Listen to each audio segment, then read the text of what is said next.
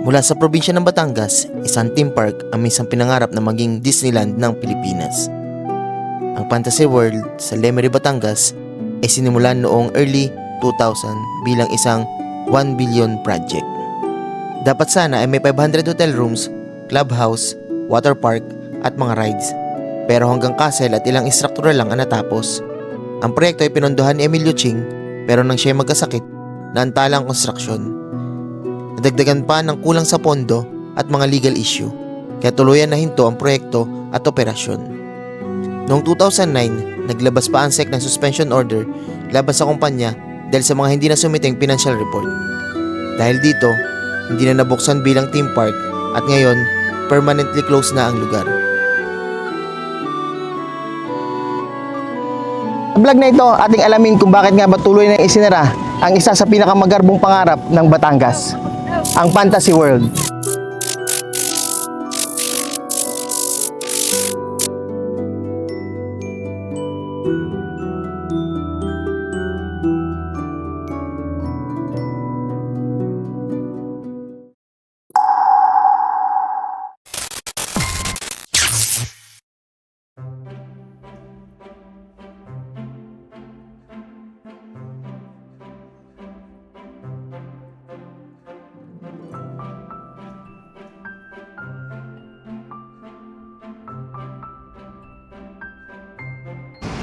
Isang magandang araw at storya naman ng paglalakbay, and welcome to my channel, Kane Barry Travel Stories. Nandito tayo ngayon sa Tagaytay at ang eksaktong lugar kung nasan tayo ay nandito tayo sa Kaikulot Bridge. So itong bridge na ito ay tinayo noong December 17, 2020 at may haba ito na 90 meters.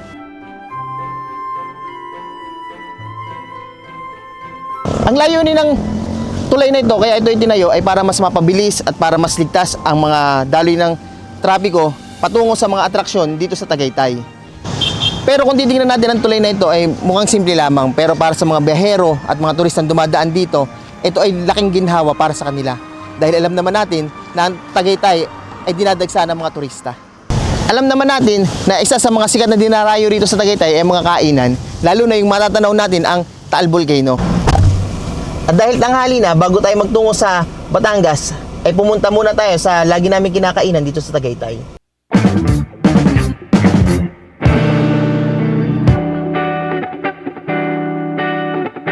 Itong pupuntahan natin na kainan ay hindi mamahalin, simple at hindi rin tanaw ang Taal Volcano. Pero dinarayo dahil mura at syempre sa lasa ng pagkain.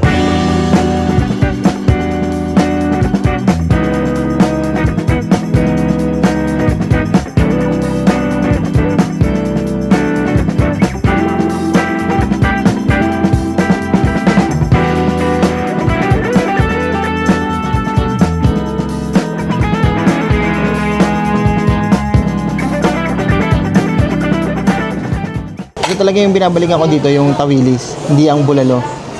Ibang klase kasi yung pagkakaprito dito, talagang malutong. And then pag kinagat mo, para siyang nadudurog na nalulusaw sa bibig. Tapos yung breadings pa niya, nagbigay ng mas masarap na lasa. Hindi lamang kainan ang Mahogany Market.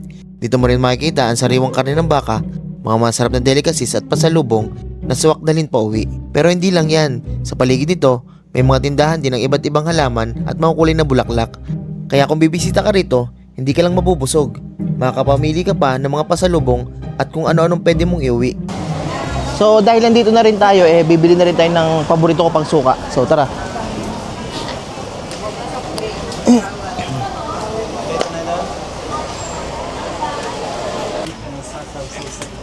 Thank you. So ito yung sukang binibili ko dito. So meron siyang tamang alat at nangingibabaw pa rin yung kanyang tamis. So 200 pesos lang to dito. Ngayon ay magpapatuloy na ulit tayo sa ating biyahe at magtutungo na tayo sa Batangas.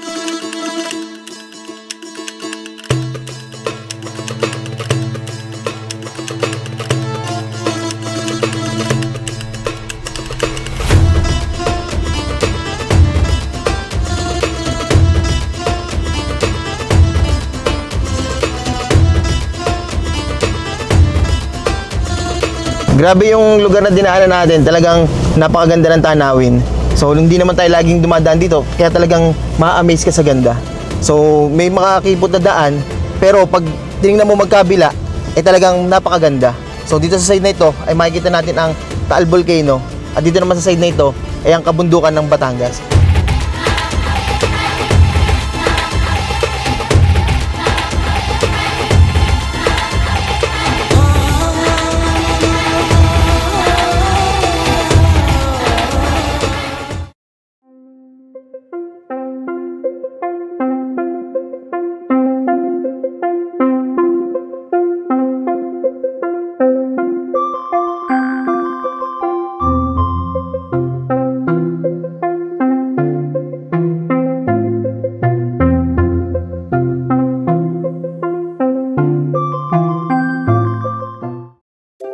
At pagdating namin sa lugar, ay agad ako nagtanong-tanong sa mga residente na pwede natin pagtanungan ng impormasyon bakit tuluyan nagsara ang parke. Sir, alam niyo po ba ang dahilan kung bakit po totally nagsara na tong Fantasy World? Sige po. Yan po ay ipinagbibili na ng may-ari. Kasi namatay na po yung mismong may-ari niya, si Mr. Ching. Nagmamalis po niya mga anak na. Ipinagbibili na ho ng mga anak. So wala na po talagang totally makakapasok dito. Wala na po talagang nakakapasok yan. Sige, maraming salamat po. Sige po. Ay, Nay, bakit po nasara itong Fantasy World? Simula po nung mag-pandemic. Simula po ng pandemic. Opo. Ano po nangyari Sabi po nila, namatay yung may-ari na Chinese. na Chinese? Opo. Hindi po ba siya Pilipino? Di Japanese? Ang asawa po niya, ang Pilipino. Pilipino. Yung So baba. simula po nun, hindi na siya Hindi na po nag-operate. na-operate. Opo. Pero kahit naman po siya hindi nag-operate, may mga caretaker pa rin naman po. Magbabantay po. Opo. Saka po mga security. Pwede po kayong pasukin pa, hindi no? Hindi na po. Hanggang dito lang po yun. Hanggang dito. Sige, salamat po. May ma-interview po kayo doon, Gwardiya. Mm. Hingan niyo po siya ng interview rin. Sige po. Kung anong dahilan po. Sige, salamat po. Sige. Salamat po ulit. So tanong ko lang po, bakit po kaya nagsara to at kailan po siya simula nagsara? Yung totaling sarado na, sir. Nung mula po nung pandemic, tapos pag tutok ng Bulkan Tal, di na po tayo nag-operate.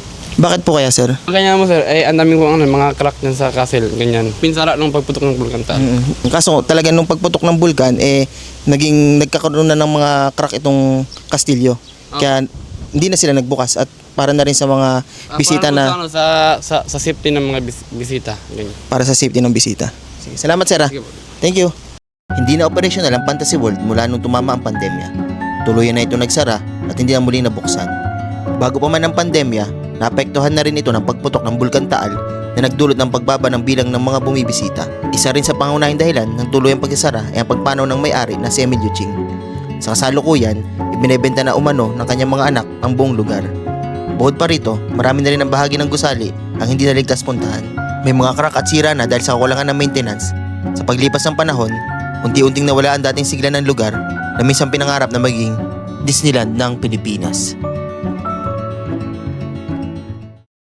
May tinuturo pa lang daan sa atin si Kuya na mas malalapitan natin yung kastilyo. Kaso baka hindi na lang kasi doon lang din naman tayo sa labas at hindi rin naman natin makikita kung ano yung nasa loob. Nakakainayang lang na tuloy na nagsara itong Fantasy World. Naging malaking parte ito ng aming buhay dahil dito namin ginanap ang aming prenup noong 2019. At after ng isang taon ay dumating naman ang pagputok ng Taal Volcano at ang sumunod dito ay ang pandemic. So lahat ay nag-lockdown. So base sa impormasyon na nakuha natin kung bakit nagsara ng tuluyan itong Fantasy World dahil nga ibinebenta na raw ito ng may-ari at isa pa medyo naging delikado na ito para sa mga turista dahil nga simula nung ito isinara hindi na ito na-maintain ng maayos. Gayunpaman, nananatiling espesyal ang lugar na ito, isang bahagi ng alaala ng mga taga rito at ng mga taong minsan nakaranas ng kasiyahan at saya dito sa Fantasy World.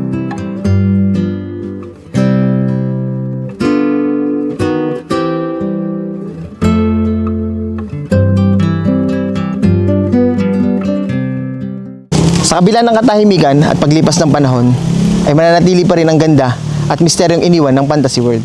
Ang bawat lugar, kahit mawala ng sigla o bisita, ay may kwento pa rin na dapat pakinggan. Muli, this is Kane Barry Travel Stories at ito ang istorya ng aking paglakbay. See you sa next vlog!